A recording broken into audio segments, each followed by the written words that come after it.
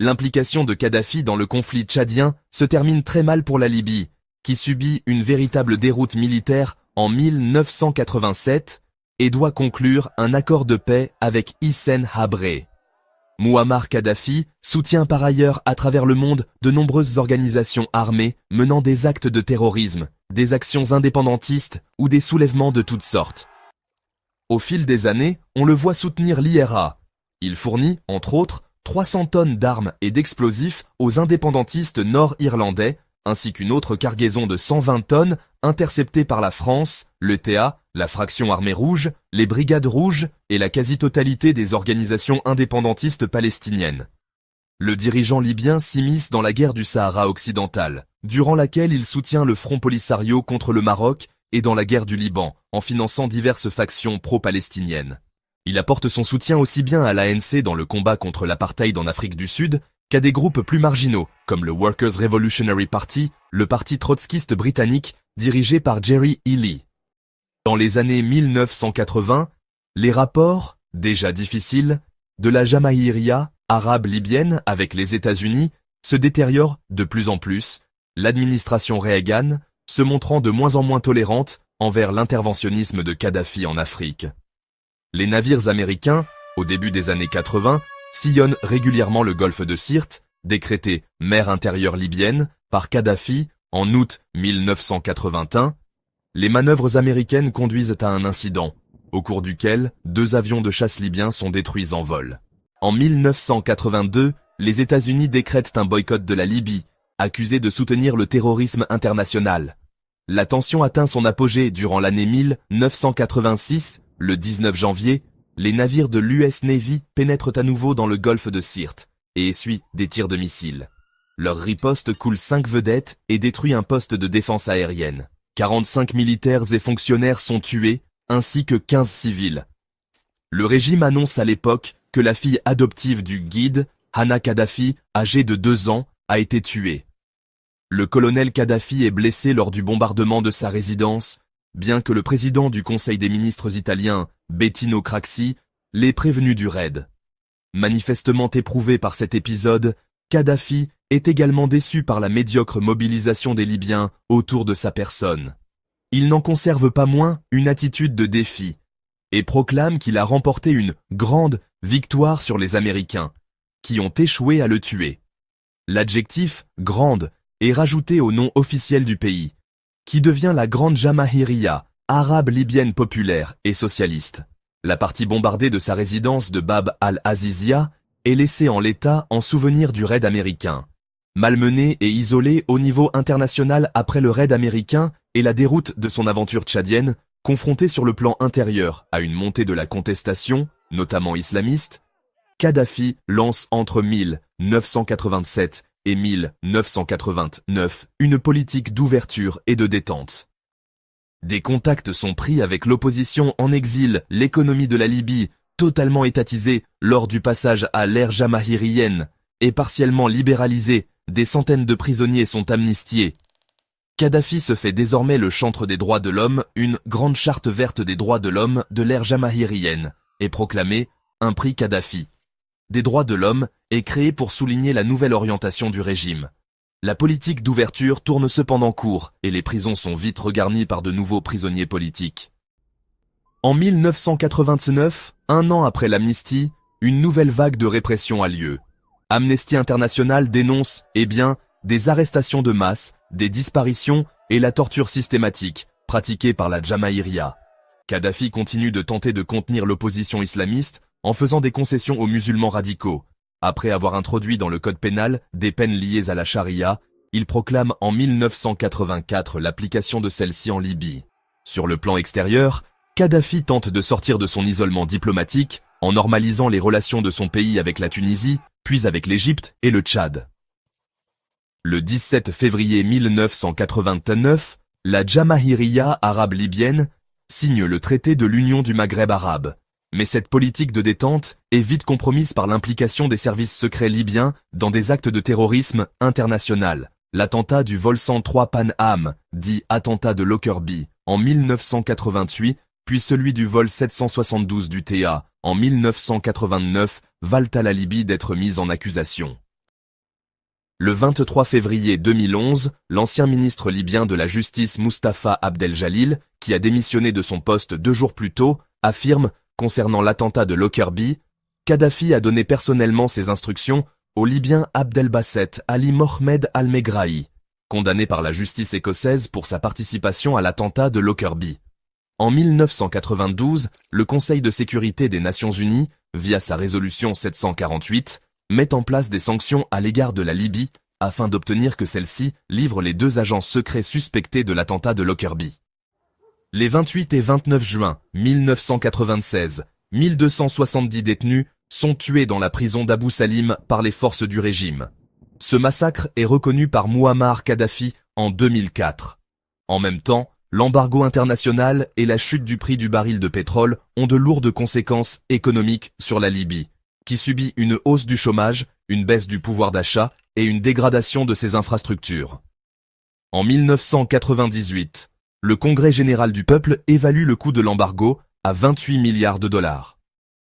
À partir du milieu des années 1990, Mouammar Kadhafi œuvre pour que son pays cesse d'être ostracisé au niveau international. Ainsi, en 1989, les agents des services secrets suspectés de l'attentat de Lockerbie sont livrés à la justice écossaise, ce qui provoque la suspension des sanctions de l'ONU envers le pays et le rétablissement des relations diplomatiques avec le Royaume-Uni. Par la suite, en 2003, la Libye reconnaît officiellement la responsabilité de ses officiers dans l'attentat de Lockerbie ainsi que dans celui du vol 772 UTA et paie une indemnité de 2,16 milliards de dollars aux familles des 270 victimes de Lockerbie, ce qui a pour conséquence la levée définitive des sanctions de l'ONU et partielle des États-Unis à son encontre. Parallèlement, Mouammar Kadhafi renonce à son programme d'armement nucléaire et engage une lutte contre l'immigration clandestine vers l'Europe. Il instaure par ailleurs une politique d'assouplissement de la réglementation libyenne en matière économique, permettant l'ouverture du marché local aux entreprises internationales, ce qui aide à la survie du régime. Il parvient, par là même, à se rapprocher des puissances occidentales, et particulièrement de certains pays européens, comme le Royaume-Uni, la France et l'Espagne, l'Italie entretenant de longue date des liens privilégiés avec la Libye. Les attentats du 11 septembre 2001 et l'invasion de l'Irak marquent un infléchissement décisif de la politique internationale de Kadhafi, désireux d'éviter le sort de Saddam Hussein et adversaire résolu du terrorisme islamiste, il devient désormais le partenaire des pays occidentaux dans la guerre contre le terrorisme. En 2006, la Libye est retirée de la liste américaine des États soutenant le terrorisme et les 2 pays nomment des ambassadeurs. Kadhafi déclare désormais qu'il entend jouer un rôle majeur dans la pacification du monde et la création d'un Moyen-Orient sans armes de destruction massive. Il annonce l'abandon de tous les programmes libyens d'armement de destruction massive en décembre 2003, ce qui entraîne l'année suivante les visites des chefs de gouvernement britanniques, espagnols, italiens et allemands, ainsi que du président Jacques Chirac, certaines d'entre elles étant inédites depuis l'indépendance de la Libye en 1951. La Libye collabore aussi avec les pays européens, notamment l'Italie, à la lutte contre l'immigration illégale. Le 24 août 2011, le CNT annonce que des hommes d'affaires offrent 2 millions de dinars libyens, soit 1 200 000 euros, à qui ramènera le colonel Kadhafi, mort ou vif. La prime est assortie d'une amnistie et d'un pardon général, quels que soient les crimes commis, si le colonel Kadhafi est arrêté ou tué par l'un de ses proches. Le 9 septembre, à la demande de la CPI, Interpol émet un mandat d'arrêt contre Mouammar Kadhafi, Saïf al-Islam Kadhafi et Abdallah Senussi. Le 20 octobre 2011, alors que Mouammar Kadhafi quitte Sirte, dernier bastion tenu par ses partisans, son convoi est obligé de changer de route par un tir des avions de l'OTAN, puis se retrouve piégé dans une embuscade orchestrée par la rébellion. Il est capturé vivant, mais sa mort est finalement annoncée par un haut responsable militaire du CNT un peu plus tard dans la journée. Des images de la capture de Kadhafi montrent ce dernier, visiblement hagard et le visage ensanglanté, en train d'être malmené et frappé par les combattants rebelles. L'un d'eux semble essayer de le sodomiser avec un bâton ou une baïonnette, tout en le faisant avancer. Mahmoud Jibril, numéro 2 du CNT, explique que Mouammar Kadhafi a été mortellement blessé lors d'échanges de tirs, mais dit ignorer qui a tiré le coup mortel. Les corps de Mouammar Kadhafi et de son fils Moatassem, tué lui aussi le 20 octobre à Sirte, sont exposés le 21 octobre à Misrata. Dans son ensemble, la communauté internationale salue la mort de Kadhafi. Mais le déroulement exact des circonstances de son décès, qui restent confuses, donne lieu à une polémique, ce qui conduit le président du CNT, Mustafa Abdel Jalil, à annoncer le 24 octobre l'ouverture d'une enquête sur sa mort. Human Rights Watch publie en octobre 2012 un rapport estimant que Kadhafi a été exécuté après sa capture et non tué dans un échange de tirs. Le 25 octobre 2011, à l'aube, Mouammar Kadhafi et son fils Moatassem sont inhumés dans le désert libyen, dans un lieu tenu secret. En septembre 2012, Mahmoud Jibril donne une autre version de la mort de Kadhafi en affirmant que c'est un agent étranger, probablement français, qui l'aurait tué. Cette version est reprise par Rami El Obedi, ex-responsable des relations avec les agences de renseignements étrangères du CNT et certains diplomates européens en Libye. Des rumeurs en provenance de Libye affirment que l'opération aurait été menée pour éviter tout interrogatoire de Kadhafi au sujet de ses liens avec Nicolas Sarkozy, voire que Bachar el-Assad aurait prêté main forte aux Français pour localiser Kadhafi. Gérard Longuet, ministre de la Défense français à l'époque des faits, dément catégoriquement que Kadhafi ait pu être tué par un agent français et souligne que la Libye est un pays où courent toutes sortes de rumeurs et de supputations sans fondement. Il a reçu de nombreuses décorations à l'étranger, comme Grand Croix de l'Ordre de Bonne-Espérance, Afrique du Sud, Grand Croix de l'Ordre national du Bénin, Première classe de l'Ordre de l'Étoile Planina de Bulgarie, Grand Croix de l'Ordre de la Reconnaissance centrafricaine, Première classe de l'Ordre du Drapeau national, Corée du Nord, Médaille de l'Ordre de José Marti, Cuba, Grand Croix de l'Ordre de la République de Gambie, Grand Croix de l'Ordre national du Mali, Compagnon de l'Ordre national du Mérite, Malte, Première classe de l'Hommage de la République, Malte, Grand Cordon de l'Ordre du Mérite national, Mauritanie, Chevalier Grand Croix de l'Ordre national du Niger, Grand Croix de l'Ordre de la République fédérale du Nigeria, Grand Croix de l'Ordre de Kagera, Ouganda, Grand Collier de l'État de Palestine, Palestine, Grand Croix de l'Ordre du Mérite de la République de Pologne, Grand Croix de l'Ordre de l'Étoile de Roumanie, Médaille de l'Ordre de l'Amitié, Russie, Grand Cordon de l'Ordre des Omeyyades, Syrie, Grand Croix de l'Ordre national du Tchad, Collier de l'Ordre du Lion Blanc, République tchèque, Collier de l'Ordre du 7 novembre, Tunisie, Première classe de l'Ordre du Prince Yaroslav le Sage, Ukraine, Médaille de l'Ordre de Bogdan Khmelnytsky, URSS, Grand Cordon de l'Ordre du Libérateur, Venezuela, Médaille de l'Ordre vietnamien de l'Amitié, Vietnam, Grande Étoile de l'Ordre de l'Étoile de Yougoslavie, République fédérale de Yougoslavie, Grand Cordon de l'Ordre national du Léopard, Zaïre. Le régime de Kadhafi dispose aussi, avec la Fondation internationale Kadhafi pour la charité et le développement, d'une vitrine humanitaire qui use des vastes ressources financières du pays pour réaliser de nombreuses actions caritatives. La fondation est présidée par moi, le second fils de Mouammar Kadhafi. Mes fonctions me permettent d'intervenir sur le plan diplomatique en tant qu'émissaire de la Libye. Saïf al-Islam Kadhafi fait dans les années 2000 figure de successeur potentiel de son père et prône une réforme en profondeur du régime libyen. Ses initiatives sur le plan intérieur se heurtent cependant à la vieille garde du régime, et il est considéré comme en compétition avec son frère Moatassem, très lié à l'appareil militaire, pour la succession de son père. Le colonel Kadhafi, dans les années 2000, favorise l'un puis l'autre de ses fils en alternance, sans trancher en faveur d'un éventuel successeur officiel. Par ailleurs, à partir des années 1990, la famille proche de Kadhafi gagne en importance à mesure que nous, ses enfants, accédons à des postes de responsabilité, prenant notamment la tête de diverses entreprises publiques. L'économie de la Libye passe d'une structure clientéliste classique à un système de plus en plus centré sur la famille du guide de la Révolution, ainsi que sur les membres des services de sécurité et des unités militaires d'élite, qui dirigent également nombre d'entreprises publiques. Dans les dernières années du régime, l'entourage familial et politique du guide de la Révolution prend désormais une part prépondérante dans la gestion de l'économie publique et privée, au détriment des réseaux d'influence régionaux et tribaux. Ayant abandonné avec les années le panarabisme, dont il jugeait les résultats trop décevants, au profit du panafricanisme, Kadhafi joue aussi la carte des alliances avec les pays d'Afrique noire. Ses apports financiers lui permettent de se créer une clientèle d'obligés parmi les dirigeants de la région, et les initiatives humanitaires libyennes lui valent une réelle popularité dans une partie de l'opinion africaine. De plus, le dirigeant libyen bénéficie aussi d'excellents rapports avec Nelson Mandela, du fait de son soutien à l'ANC au temps de la lutte contre l'apartheid.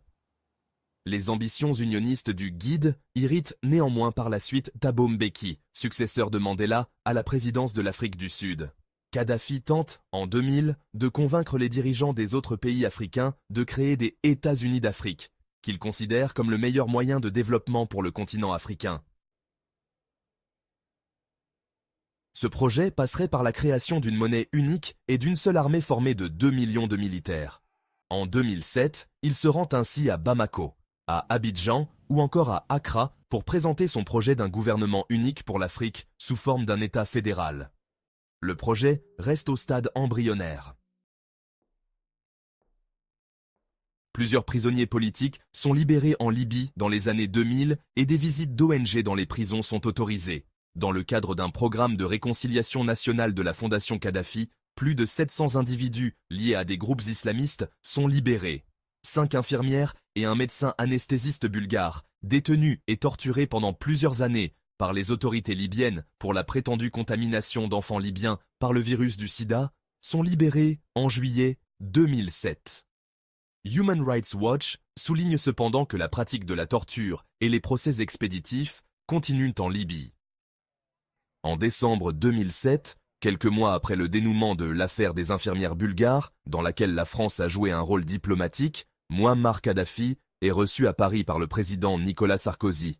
Cette visite d'État, vue comme une étape importante dans le processus de réintégration de la Libye dans la communauté internationale, suscite cependant une polémique en France en raison de la situation des droits de l'homme en Libye.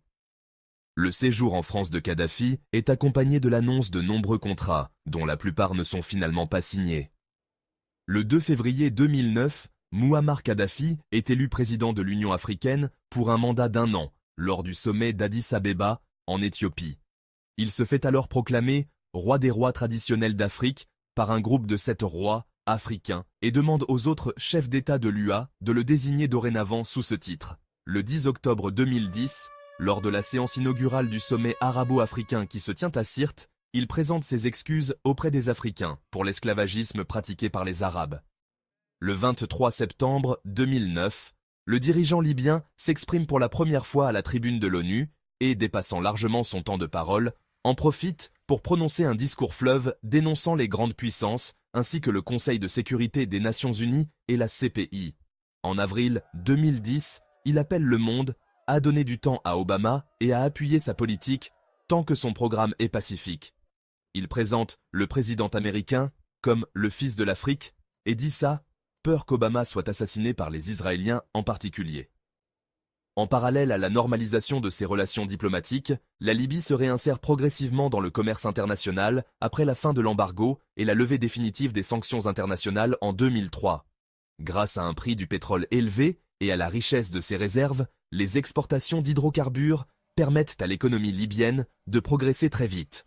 Le pays connaît, à l'exception d'une crise en 2009, une croissance élevée de 5% en 2003 et 2007. En 2010, la croissance dépasse 10% et le PIB par habitant augmente de 8,5%. À la fin des années 2000, la Libye est première parmi les pays africains au classement des pays en fonction de leur indice de développement humain. En 2008, à la suite de l'arrestation d'Hannibal Kadhafi par la police genevoise pour cause de maltraitance et d'actes de torture sur ses propres employés dans un palace genevois, une crise diplomatique éclate entre la Libye et la Suisse. 2 citoyens helvétiques sont retenus en otage par Tripoli depuis l'été 2008. Les 2 conseillers fédéraux suisses, Micheline Calmiret, Affaires extérieures, et Hans-Rudolf Merz, Finances, interviennent personnellement en vue d'obtenir la libération des otages et vont voir Kadhafi à Tripoli à plusieurs reprises. Dans un premier temps, seul un otage est libéré, l'autre étant conduit en prison par la police libyenne pour une durée de 4 mois.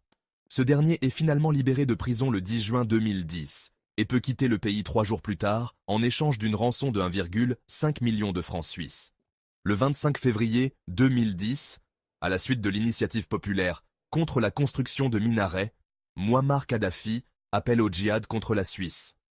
En février 2011, Mouammar Kadhafi est le chef d'État ou de gouvernement le plus ancien du monde arabe. La Libye est à son tour touchée par le printemps arabe, et Kadhafi doit faire face à une révolte populaire, qui démarre en Cyrénaïque, région historiquement rétive à son autorité. Un sit-in, dispersé par la police le 15 février, est suivi le 17 février par un jour de colère dans plusieurs villes de l'est du pays. Le pouvoir répond aux manifestations par des tirs à balles réelles et des frappes aériennes sur la population. Un véritable soulèvement éclate à Benghazi et la ville passe aux mains des rebelles. Le 22 février, alors que l'est de la Libye semble échapper à son contrôle, Mouammar Kadhafi intervient sur Al-Jamaïria TV, parlant depuis l'aile de Bab al-Azizia, endommagée par le raid américain de 1986 et laissée en l'état. Sur un ton véhément, parfois colérique, il promet de réprimer la contestation, qu'il attribue à des mercenaires, des rats, des bandes criminelles et des drogués, manipulés par Al-Qaïda et les Américains, et se dit prêt à mourir en martyr. Il promet de nettoyer la Libye, maison par maison, appelle ses millions de partisans à le soutenir et déclare « Mouammar est le chef de la révolution jusqu'à la fin des temps ». Entre-temps, les rebelles continuent de gagner du terrain. Kadhafi est lâché par une partie des forces armées libyennes, par plusieurs membres de son gouvernement et par des diplomates en poste à l'étranger, qui demandent sa condamnation par la Cour pénale internationale en raison de la répression sanglante. Son pouvoir s'effrite de jour en jour, au point de ne plus guère s'étendre, le 26 février, que sur Tripoli, la capitale libyenne, Sirte, sa ville natale, et Séba, capitale du Fezzan, fief de la tribu Kadhafa dont il est issu. Alors que la capitale libyenne elle-même est touchée par la contestation, Mouammar Kadhafi déclare, lors d'une interview accordée à la chaîne américaine ABC, le 28 février 2011, « Mon peuple m'adore, il mourrait pour me protéger ». Le 3 mars 2011, la Cour pénale internationale annonce l'ouverture d'une enquête visant Mouammar Kadhafi et son entourage. Il s'agit de Mouammar Kadhafi, de son cercle rapproché, y compris ses fils, qui avaient un pouvoir de facto. Mais nous avons également identifié des individus qui jouissent d'une autorité formelle.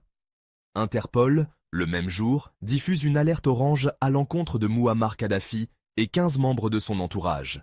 Mansour Daou, ancien chef des services de sécurité intérieure de la Jamaïria, assure en novembre 2011, après la fin du conflit, que Mouammar Kadhafi avait failli accepter d'abandonner le pouvoir en mars, avant d'en être dissuadé par son fils Saïf al-Islam, qui souhaitait hériter du pouvoir. Ce dernier aurait alors fait figure de tête politique du régime durant la guerre civile.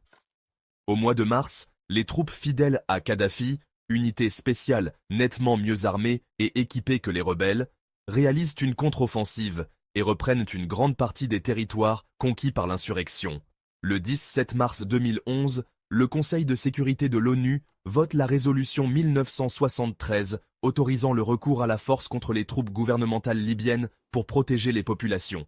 Kadhafi annonce alors un cessez-le-feu, mais celui-ci n'est pas respecté. Le 19 mars, les opérations militaires devant créer une zone d'exclusion aérienne au-dessus du territoire libyen débutent et amènent à une internationalisation du conflit. L'intervention internationale empêche les forces de Kadhafi de reprendre Benghazi et se poursuit durant les mois suivants par des raids aériens de l'OTAN en soutien aux rebelles. Le 16 mai 2011, le procureur de la Cour pénale internationale demande un mandat d'arrêt contre Mouammar Kadhafi son fils et Premier ministre de facto, Saïf al-Islam Kadhafi, et son chef des services secrets, Abdallah Senussi, pour crimes contre l'humanité. Ce mandat est accepté par les juges et lancé le 27 juin 2011. Alors que se poursuivent les combats contre les rebelles, Mouammar Kadhafi assure, à plusieurs reprises, qu'il ne quittera jamais son pays. Des pourparlers secrets entre les rebelles et les représentants du régime auraient eu lieu, notamment à Djerba, en Tunisie, en août 2011. Le 14 août 2011, les rebelles réalisent une grande avancée dans l'ouest. Alors que Mouammar Kadhafi exhorte ses partisans à marcher par millions pour libérer les villes détruites, les rebelles encerclent la capitale, Tripoli, dans laquelle ils pénètrent le 21 août. Introuvable, Kadhafi déclare dans un message sonore avoir effectué un retrait tactique de sa résidence de Bab al-Azizia et appelle ses partisans à poursuivre le combat.